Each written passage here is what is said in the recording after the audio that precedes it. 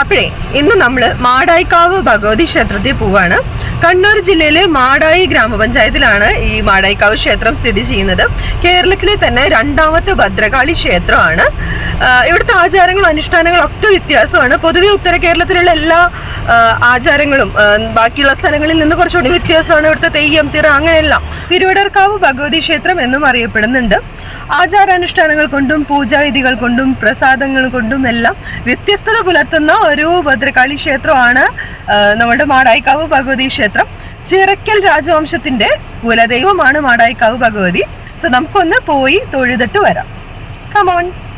വടക്കൻ കേരളത്തിലെ ഭദ്രകാളി ക്ഷേത്രങ്ങളുടെ മാതൃക്ഷേത്രം എന്നറിയപ്പെടുന്ന മാടായിക്കാവ് ഭദ്രകാളി ക്ഷേത്രമാണിത്.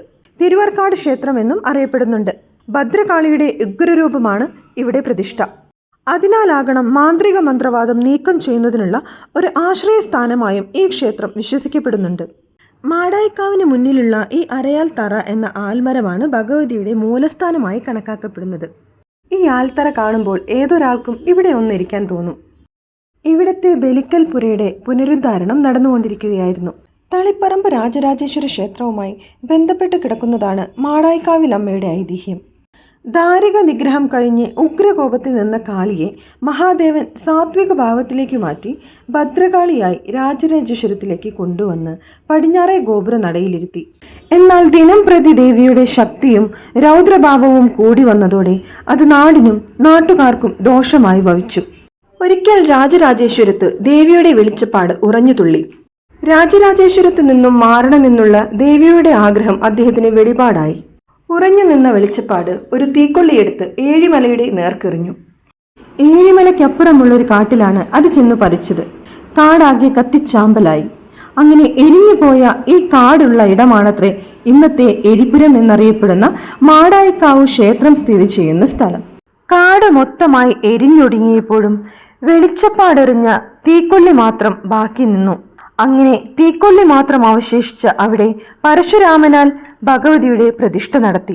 തിരുവിറക് കാട്ടിയ സ്ഥലത്ത് പ്രതിഷ്ഠിച്ച ഭഗവതിയായതിനാൽ പിന്നീട് തിരുവർക്കാട്ട് ഭഗവതി എന്ന് ഇവിടം അറിയപ്പെട്ടു. അകപൂജ, ശത്രുസംഹാര പൂജ എന്നിവയാണ് ഇവിടെയുള്ള പ്രധാന വഴിപാടുകൾ. ഭഗവതിക്ക് പ്രധാനമായ ശാക്തേയ സമ്പ്രദായത്തിലെ പൂജകളാണ് ഇവിടെയുള്ളത് എന്നതിനാൽ തന്നെ കോഴിയാണ് പ്രധാന നിവേദ്യം.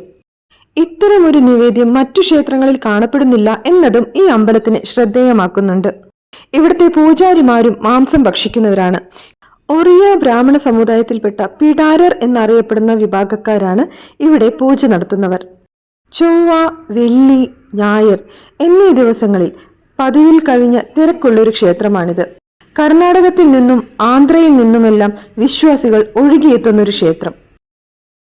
അത്രമേൽ സവിശേഷവും വ്യത്യസ്തവുമാണ് മാടായിക്കാവ് ഭഗവതിയും ക്ഷേത്രവും അവിടുത്തെ ആചാരങ്ങളുമെല്ലാം. വീഡിയോ ഇഷ്ടമായെങ്കിൽ സബ്സ്ക്രൈബ് ചെയ്ത് കൂടെ കൂടുക, അഭിപ്രായങ്ങൾ അറിയിക്കുക. അടുത്ത വീഡിയോയിൽ കാണും വരെ ടേക്ക് കെയർ, ബൈ.